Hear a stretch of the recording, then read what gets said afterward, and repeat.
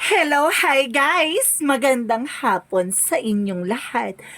This is Jennifer Masagada Channel, a faith healer, also matarider. So ngayong hapon, natatagan natin na nagsabihin sa inyo ng ating mga gabay.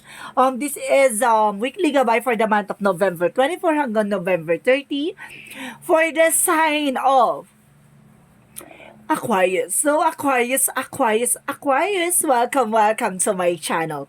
Ano kayang messages, advices, and spirit guides ang ating masasaga for today's video? Kanina naman kayang energy or kaganapan sa buhay ng mga Aquarius signs ang ating mga kagilap. So guys, this reading is a journey din lamang, hindi lahat makaka-resonate. Kunin lamang po makaka-relate sa inyo and comment down below kung kaninong energy ang ating nasagap. And of course, maraming salamat po sa mga walang sawang pagsuporta sa aking channel, lalo-lalo na hindi nag-skip ng ads. Naway pagpalain po kayo ng Diyos at may kapal, siksik-liglig, nag-uumapaw man ng balik sa inyong biyaya. So guys, kumapit-kapit ka dahil ito namin sayo ng ating mga gabay.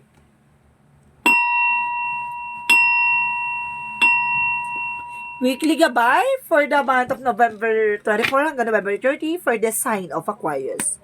Tingnan natin ang magiging pasabog at bulabog na mensahe para sa inyo. So, kailangan guys, galingan ha. Para nang sa ganun, malaman natin ang magiging resulta ng pasabog na lingkong to. Angel Spirit Guide, please give me information for the sign of Aquarius. And of course, guys ha, sa mga susunod na araw, magkakaroon na naman tayo ng monthly gabay. So, abang-abang lang. And of course, there's a Six of Swords. There's a transition, no? May mga bagay dito na mababago. May mga bagay na may iba. Or something na, kumbaga, makakaalis sa situation. And of course, there's a Death card. I told you so. There's an ending and a new beginning. So, mababago nga, no? A transformation. The Death card represents an ending and a new beginning. So, ibig sabihin, babaguhin talaga yung sitwasyon nyo.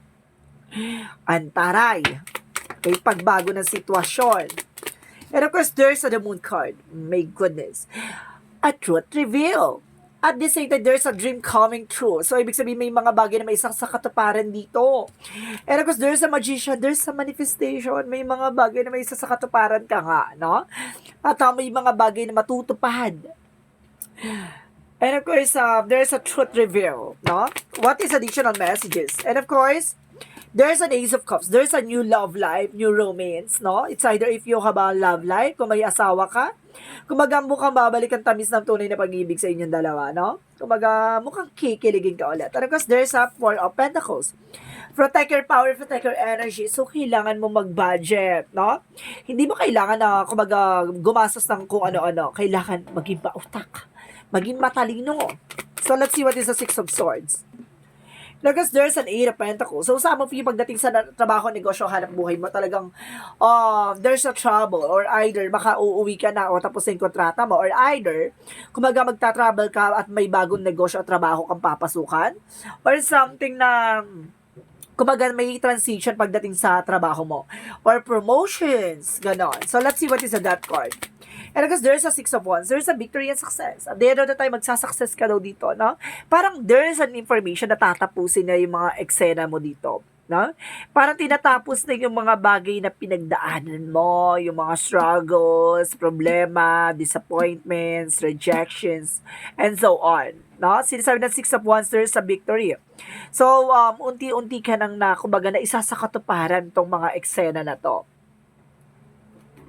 So, let's see what is the Moon card. So, there's a King of Swords, being wise, no? Kapag nalaman mo ang katotohanan na to, this time, maging wise ka na. Maging matalino ka sa pagdidesisyon. Wag ka magtitake ng action na alam mong wala sa, diba, hulog. Kailangan masyado kang matalino this time. So, let's see what is the Magician. And of course, there's a Six of Cups. So, some of you kumaga there's a memories or remnants na kumaga talagang binabalik-balikan. So, there's some information. There's a Six of Cups. There's a past person either, no? Kumaga there's a magician involved. Kumaga, let's see, what is the information dito? Na kumaga, may mga bagay na matatanggap ka, no? And of course, parang magpapabago sa'yo at kumaga, ibabalik-balik ka sa mga nakaraan mo. Parang ganon yung information nito. Kumaga, bibigyan ka ng information dito na or something na pangyayari or kumaga, messages na may mga bagay na parang magsisink in sa'yo sa mga bagay na nangyari sa'yo from the past. So, may mga bagay na kailangan mo matutunan, may mga bagay na dapat mong nalaman, na kailangan mo panghawakan, no? So, let's see para matupad mo yung mga pangarap mo. Parang there's a throwback memories, parang ganon, no? Na kailangan madala ka, na kailangan maging matalino ka, no? Let's see what is the Ace of Cups. Maging matalino ka saan? Sa mga bagay-bagay, maging material, kumbaga, pagdating sa material, kailangan maging, kumbaga, maging wais ka. No, kumbaga, yung mga pinagkakakitaan mo or something na pinaghirapan mo, kailangan merong talagang mapupuntahan, no? There's an investment or something magkakaroon ng growth and expansion. And of course, there's a Empress card. Some of you, there's a revert, renewal. So, ibig sabihin, some of you baka baka mabuntis ka, no? Or some of you baka magkaroon ng bagong negosyo, no? At itong offer na to is, kumbaga, ginigay ng universe, no? Let's see what is the Four of Pentacles. There's a the Full card. So, leap of faith, no? Parang wag ka daw magtitiwala basta-basta pagdating sa finances. Kumbaga, ang pera kasi is tukso. So, kailangan maging matalino ka. Kasi, kumbaga, kung hindi ka marunong humawak ng finances mo, lagot ka. No? Magkakaroon ka ng financial loss, some of you poverty.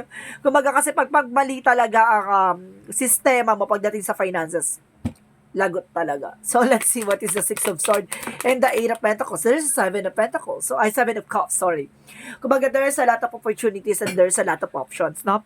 Maraming ganap, maraming eksena, at maraming opportunity na papasok pagdating sa negosyo, trabaho mo. So, let's see what is the Death card and the Six of Wands. So, there's an Ace of Pentacles. Wow! Pasabag! Kumbaga, there's a big opportunity and big money coming in for you. Ito, this is a victory and success coming in for you. And that card represents a transformation that brings you a big money and big opportunities. Ganon, ti. Wala nang paligoy-ligoy. Pera kagad dito. Kumbaga, itong offer na to, it's a material offer. Bahay, sasakyan, negosyo, kung ano man yan na meron ka ugnayan sa material, no? So, let's see what is the Moon card. And of course, the King of Pentacles, there's a Page of Swords. Get more information, being curious, no? Para malaman mo ang katotohanan sa likod ng eksena na yan. Diba? Kailangan maging matalino ka.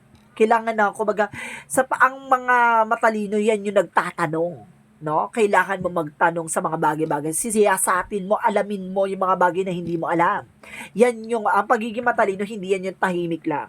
Yan yung mga taong mas, kumbaga, mas nag-aalam-alam ng impormasyon, no? Hindi yan yung parang, kumbaga, naghihintay na lang ng eksena, hindi ganon. Dahil kailangan niyang kumuha ng impormasyon na magbabago doon sa situation. So, let's see what is Magician. And of course, there's Six of Cups. There's a Four of Cups. So, some of you, kumbaga, meron daw ditong, there's an ex, no? Parang, kumbaga, nandito sa part na to, there's an ex. Kumbaga, may tao dito na hindi pa makamove on. Na hindi niya matanggap kung ano man yung mga bagay na, di ba? Hindi niya matanggap. Kasi kumbaga, suddenly, nagkaroon ng separation or something. Hindi niya matanggap. No? Or either, hindi niya matanggap na kumbaga nalalamangan siya. No? It's either kapitbahay or either your ex, no? Your friend, no? Na ayaw na nasasapawan. Kaya ginawang ka dito ng magician, na magic. Ganon. Let's see what is the Ace of Cups and the Empress card. There's a Seven of Pentacles. There's a harvest time. At the end of the time, kumbaga, ito yung sinasabi, diba? There's an, kumbaga, ilang months mo tong, kumbaga, para ma-harvest mo. So, ibig sabihin ganon, kumbaga, there's an information na, kumbaga, baka magkaroon ka talaga ng supling. Magkaroon ka ng anak, no? Baka magbuntis ka, or some of you guys, buntis na, or baka magbago ng, kumbaga, magkaroon ng bago negosyo. Ganon, no? So, let's see what is the Four of Pentacles and of course the Full card. See? Seven of Wands, protectionan mo yung sarili mo. Protectionan mo yung grounds mo. Diba? Kumbaga, pagdating sa finances, maraming tukso talaga dyan. Kaya kailangan, pagdating sa pera talaga, maging talaga maging practical. Na maging practical ka this time. Kasi kung hindi, talo ka. There's a Seven of Wands na kailangan mo protection at there's a guarded and protected, no? Kailangan mo protection at pangalagaan yung sarili mo. Either yung pinaghirapan mo. Let's see what is the outcome. Ang outcome is the Justice card. See, there's a karma, no? Kumbaga, there's a karma. Sa lahat ng eksena to, it's a good and bad karma na darating, no? It's either kung there's a cause and effect na nangyari sa ibang tao, babalik yan. Pero kapag nagkaroon ng cause and effect sa'yo, kumbaga, ginawan mo to ng eksena at nagkamali ka at gumawa ka na masama sa ibang tao, babalik sa'yo yan. So, sinasabi dito, ang hustisya ay karma. Kaya kumalma ka. Diba? Kaya, what goes around comes around. Kung may ginawa ka sa ibang tao, deserve mo yung karma. Pero kung may ginawa kang mabuti sa ibang tao, deserve mo ang good karma. So, there's a bad karma and good karma is here. So, let's see. Ano to? It's a good and bad. And of course, anong kaugnayan or something, no? So, sinasabi rin dito, there's a Knight of Wands, slow and steady, no? Panatiliing kalmado. Hindi mo kailangan maging padalos-dalos lahat sa sa magiging decision mo sa buhay mo, no? Kung lahat ng magiging actions mo magre-reflect sa'yo, no? Yun yung cause and effect eh. Parang ganun. Kumbaga, lahat ng mga magiging galawan mo, lahat ng gagawin mo ay talagang magre-reflect lang sa'yo. At the same time, there's a Two of Wands. There's a decision. Your choice, your decisions. No? Kailangan mo mamili, kailangan mo pumili. Ganon. At the same time, there's the Sun card. There's a pure positive outcome. So, tendency, there's a good karma is here. So, ibig sabihin dito, may magandang opportunities na papasok sa'yo. Magandang, kumbaga, blessing na darating sa buhay mo with abundance and prosperity.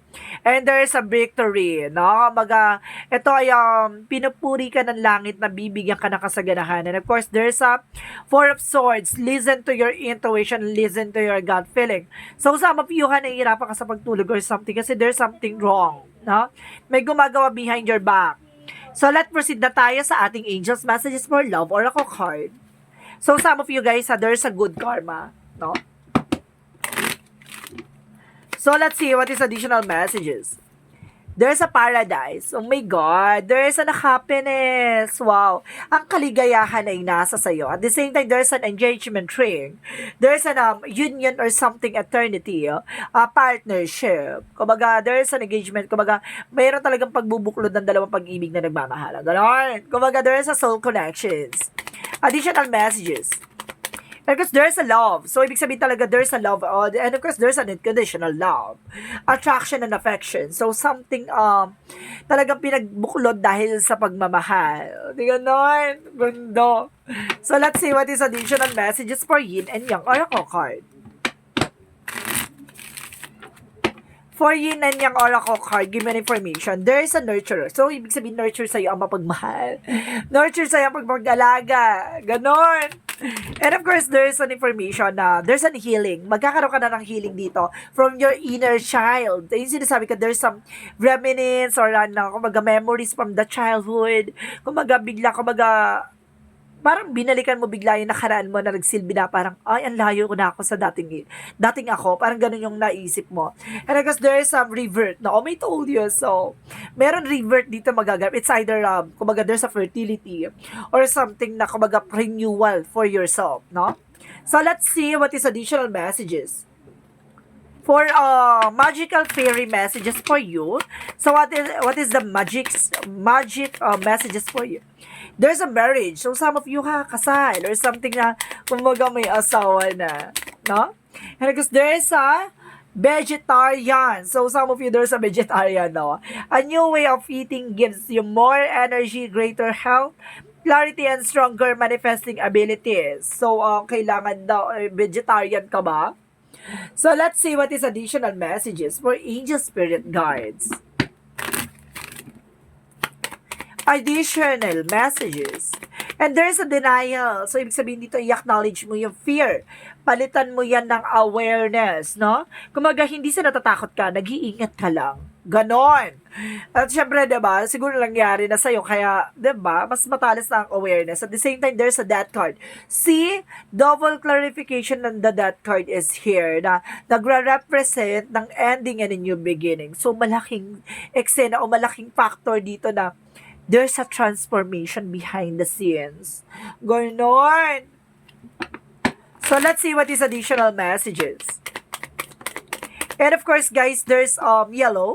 There is a personal power. So, meron ditong, kumbaga, empowerment. Yung sariling kalakasan, no? There's a flexibility. Yung kayang-kaya mo makipagsabayan sa kanila, no? Ano mga eksena, no matter what, no matter where. Ganon.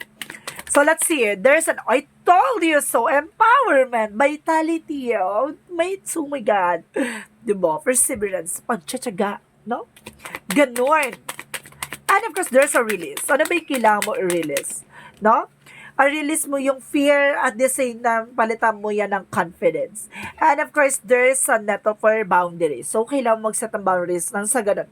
Kumbaga, hindi ka nakakahatak ng negative energy. And of course, there's an astral travel.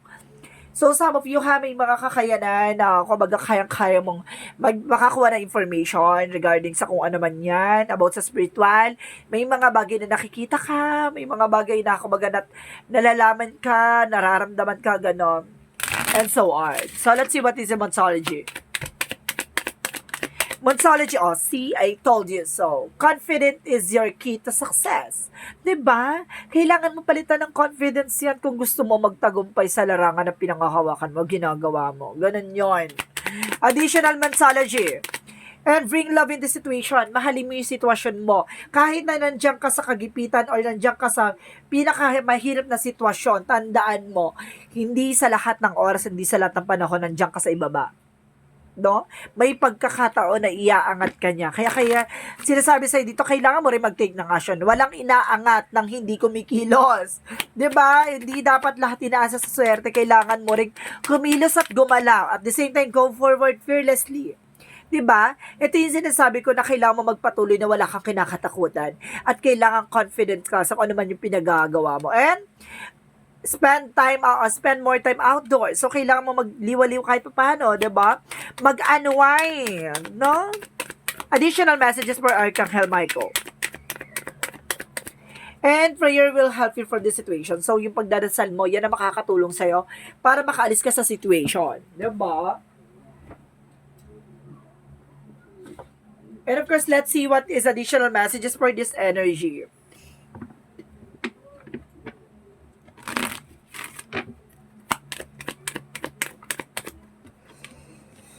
There is a goddess of the moon. So, there is an unexpected and of course, truth reveal. No? Kumbaga, ito yung pasilip na makikita mo ng katotohanan sa lahat ng eksena. And of course, there's a career connection. So, there's an information na parang, diba, may pasabog sa love life mo ngayon. Ito yung pagbabago at pagsisimula. So, let's see what is this energy, or what is the chakra. Chakra means insecurity. So, some of you kumbaga may mga, lahat naman ng tao, there's an insecurities, pero baka may mga taong naiinggit behind your back. Hindi matanggap kung ano man na meron ka. Di ba meron ganyan, lalo-lalo na yung mga kapitbahay, sariling kamag-anak, or kaibigan, ganon. Kumbaga, there's a lot of insecurities. And of course, there's a miracle. So, some of you may himala, no? May something hope na, diba? May pagkakaloob ng langit. And of course, there's a release. What you need to release. Ano ang kailangan mong alisin? Yung doubt, yung fear, 'di ba? Any na negativities na nag-a-attract sa iyo, no? Kailangan mo i-release 'yan kasi God, magsisat ka ng mga blockages. And of course, there is a prayer. So, kailangan mo magdasal always, no? So, let's see what is the additional messages. And of course, there's a strength card. My God, ang lakas ng energy ng strength card. No? Talaga kailangan mo magkaroon ng confidence. No? Kailangan mo magkaroon talaga ng kakapalan ng pes. Ganon. And nutrition. So, there's an information na kailangan mo ng mga vegetable and fruits. No? Kaya nga vegetarian dito. May vegetarian daw dito. Para daw lumakas ka. No?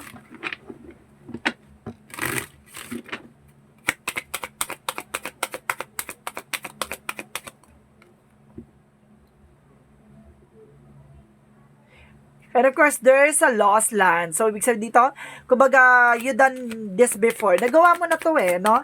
Kung may mga bagay na, kumbaga, there's a soul memories. So, ibig sabihin, may mga bagay na pinagdaanan ka na nauulit-ulit, na kailangan mong i-repeat ulit yung mga bagay na yon, no? Parang, di ba, napagdaanan mo na, tapos nasolusyonan mo na yon at napagdaanan mo ulit. Parang pinapractice ka, practice makes perfect. Na parang ini-enhance ka para mahasa ka sa skills mo. And because there is a soul gift, no? Soul gift and soul memories. Parang sinasabi dito, it's time to step up. Parang minomotivate ka ng ating angel spirit na bumangon ka.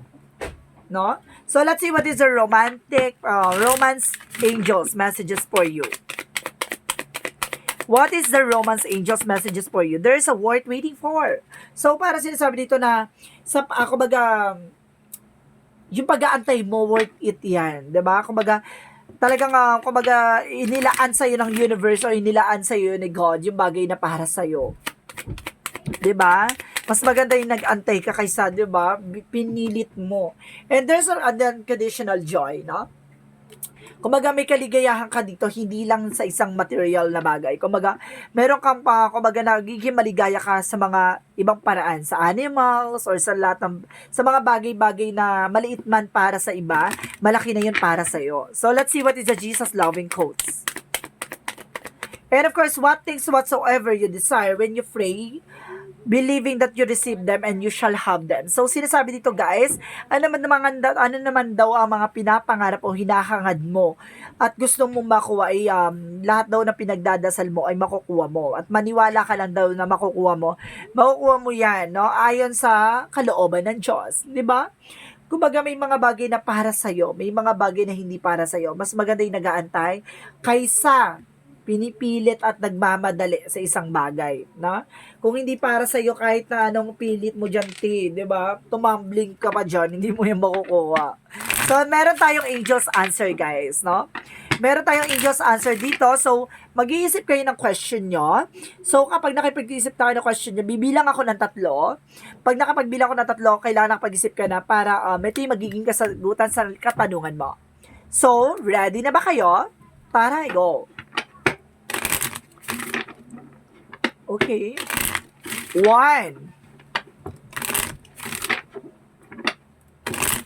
2.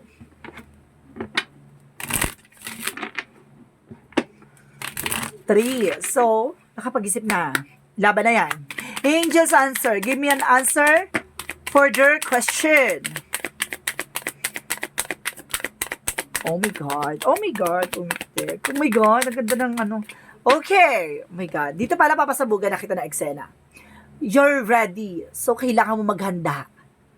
Diba? Or something na, handa ka na ba? Parang ganon. Kasi parang dalawa yung naririnig kong para expression Kumbaga, depende to sa, kumbaga, pag-deliver ng word. So, you're ready? Or something, you're ready. No? Parang sinasabi, handa ka na ba? Or maghanda ka na? Parang ganon.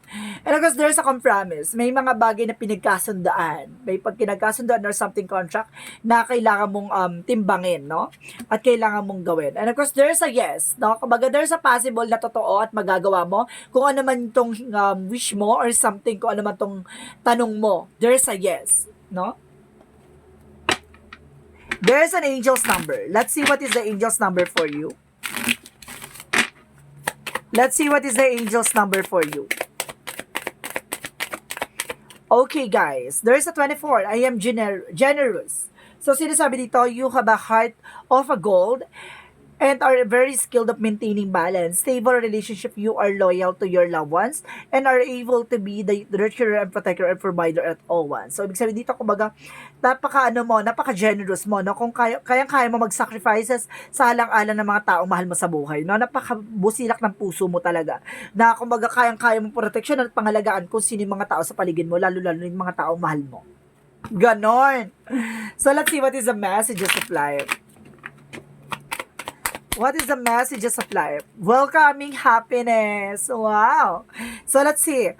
Divine love is manifesting in me, through me, and around me. It attracts all that I need for the benefit of my soul. As I work to increase my inner light, I evolve into animations of love and joy. Today, I reap and welcome the happiness and beauty of all I have sown. So, ibig sabihin dito, parang sinasabi na sa'yo niya na, kumbaga, wini-welcome ka na ng ating universe, ng ating angel spirit na makuha mo ang kaligayahan na what you deserve, no? Yung mga bagay na para sa'yo at ang kaligayahan na at magbibigay na sa'yo ng kaliwanagan sa lahat ng aspeto, no? At ang pagmamahal na hinahangad mo ay makukuha mo on the right time, on the right place, on the right perfect time. Ganon! So, itong eksena na to ay may katapusan at may bagong simula.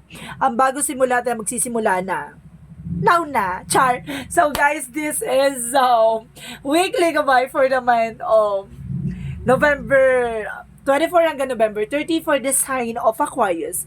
Maraming salamat Aquarius for your wonderful reading. This reading is a general reading lamang, hindi lahat makaka-resonate. Kunin lamang po makaka-relate sa inyo and comment down below kung kaninong energy ang ating nasagap. Maraming salamat po sa mga walang sawa pagsuporta sa aking channel, lalo-lalo na hindi nag-skip ng ads. Naway pagpalain po kayo ng Diyos at may kapal siksik diglig nag-uumapaw o manumbalik sa inyo. Maraming salamat po. And see you in the next video. Bye-bye and babush.